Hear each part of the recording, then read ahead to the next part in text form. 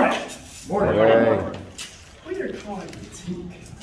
Teak, I'm unique. Okay. Bye, ladies. Speaker number one, icebreaker, Omar. Toastmaster, TTF, Jordy Campbell. Please go. All right.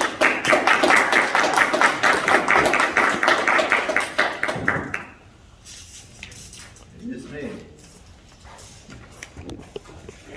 2, 4, 6, 8. I'm here to evaluate. And you're thinking, oh my God, what have I got myself into? Omira! That was a super use of the introduction, and this is a first-time Toastmaster. My name is Omira. Omira, see, I screwed up too.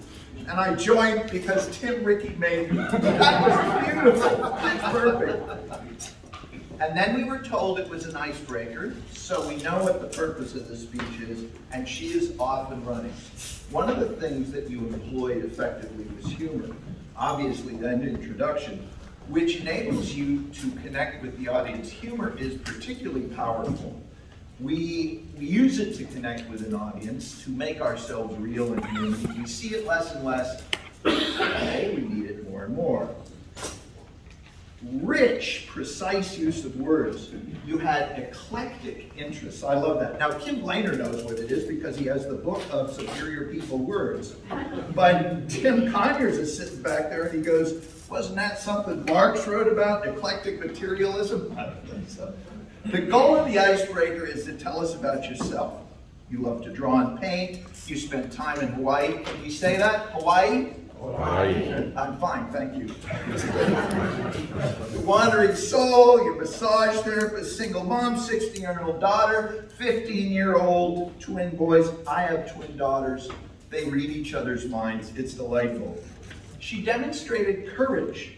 39 years old. My daughters tell me never ask a lady her age. You could have passed for 29. And you came out in front of the lectern. That took courage. Omira, there are two essential components of an evaluation. We discuss the things that you did well, and then we offer some strategies for improvement. And some people say, oh, don't do that with the newbies. And I say, the journey of 1,000 miles begins with a single step. So, use every moment they give you to connect with this wonderful audience. That is something that your mentors can help you with. And take that time to tell us a story, for example, a story about you and your kids that helps define you. My son Benjamin, when I was putting together his birthday present at the age of 4, once saw what a disaster I was making and said, Dad, use the instructions. Be we Dutch or French or Persian, I'm glad to our club you've made incursions.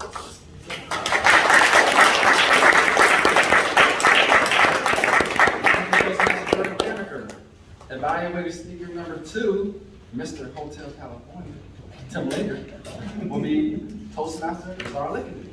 All right. Go.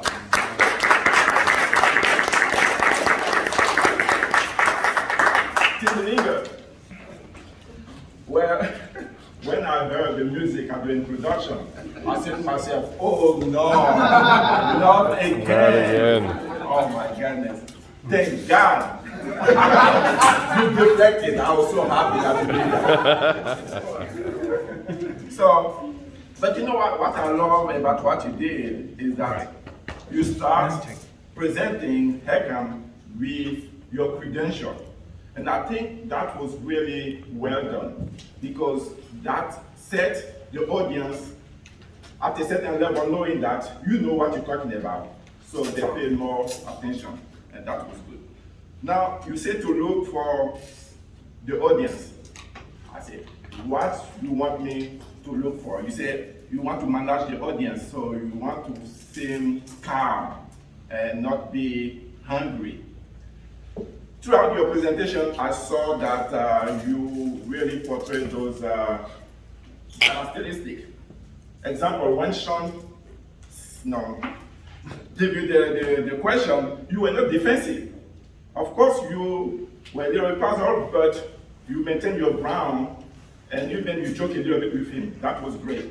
When Ben Hughes really barged a question over there. Oh no, we don't want that. That's for the old generation. You kept your cool and answered the question as you could. And that was really great. That showed that you knew your material. Because again, you are an expert. Your presence was good because you were not just hiding behind the stadium, the podium, but you were in front. So that means you just there to take the question that comes. That was really great. Your pacing, I love it because you were not just static, you interacted with the audience.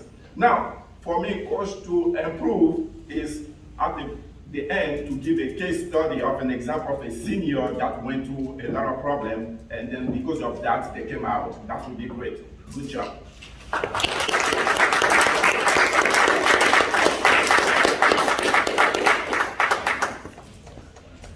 Thank you, Lazar.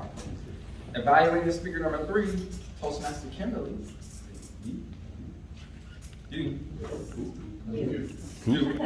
Who? Will be Toastmaster Bonnie Patterson. Buddy.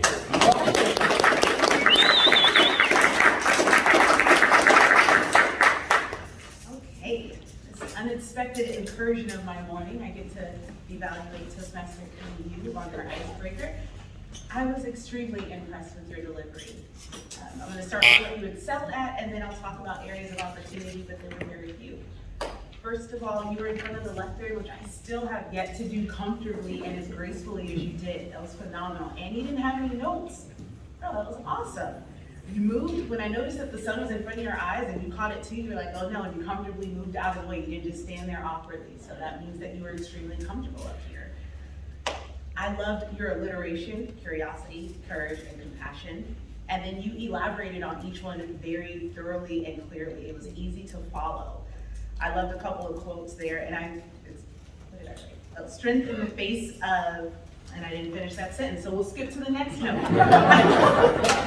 I admire your courage and your strength amidst all of your adversities. Like, you telling some really painful parts of your story and you held it together. I admire you for that.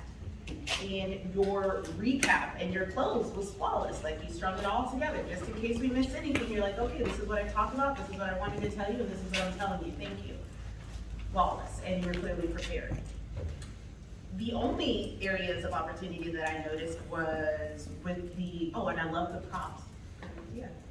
Perhaps next time you could have her hand them to you so that you don't have to stop your speech to go get them, but other than that, it was a great use of prompts. And the transitions. I noticed that you did 1, 2, and 3, and I think that you could have connected them better, possibly with maybe just bringing the story in together a little more flow. But other than that, I enjoyed it. I look forward to hearing more speeches from you. I'm extremely impressed. Thank you for sharing.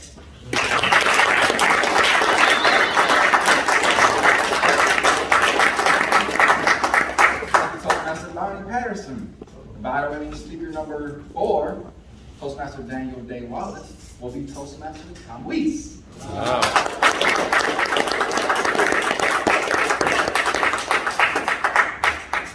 Good morning, everyone, and good morning, Daniel Day Lewis, and thank you for giving me an opportunity to evaluate your speech. This is an almost impromptu speech. He is a last-minute replacement, and he asked me to look out for a few things. This is straight out of the Pathways Manual, as you can tell by the shovel edge, but that is okay, because there's a couple things about his speech that the newcomers, as well as the old-timers, can learn. Is that, are you ready to give a speech on very short notice? Can you put something together? And if you're not, try to get to that comfort point where you can. He asked me to look for pacing, and that, in speaking, public speaking, is one of the most important things you can do. One of the most important things you can do is slow down, make sure your words are heard, and pause between jokes or points you're trying to make so that it can really sink in. When you stop talking for a moment, it really pulls people in. You might have been looking at their phone, they might have been doing something else. Then you pull this into your jokes by having those breaks between them, whether it be jokes or compassion, courage, and curiosity. By having distinct breaks between them, you really make your point heard. Don't go to the hassle of putting together a speech if people don't hear what you're trying to say and understand it and remember it after the meeting. You asked me to look for jokes that that are so bad that they're actually good. You got half of that right.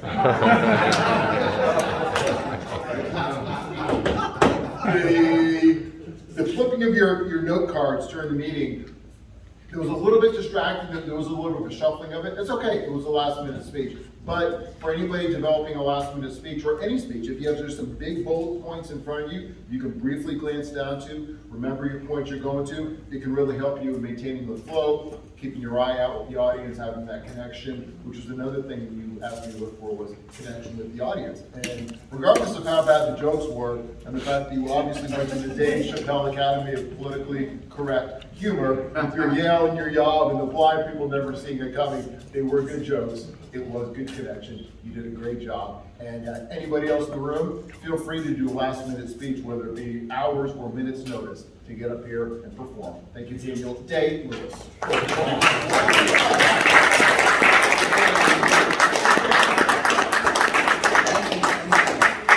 All evaluations. Mr. Timer, did all evaluators qualify? Jordan Kamaker came in at 2:30. Qualified. Okay. All right, don't vote for Jordan Cameron. Actually, that's the time that I'm supposed to meet my dentist, 2:30. All right, well, all evaluators stand up. Would you leave with Dan? Face the wall, reach in your pocket, hand me your wallet, just kidding. All in favor for evaluator number 1, Jordan Kamaker, by show of hands. All right, thank you. All in favor of Lazar Lickadoo as the evaluator? We got 2 quick counts.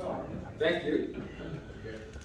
All in favor of Toastmaster Bonnie Patterson as best evaluator? Thank you. All in favor of Toastmaster Tom Weiss as your favorite evaluator? Thank you. Will all evaluators sit down except for Tom Weiss? All right.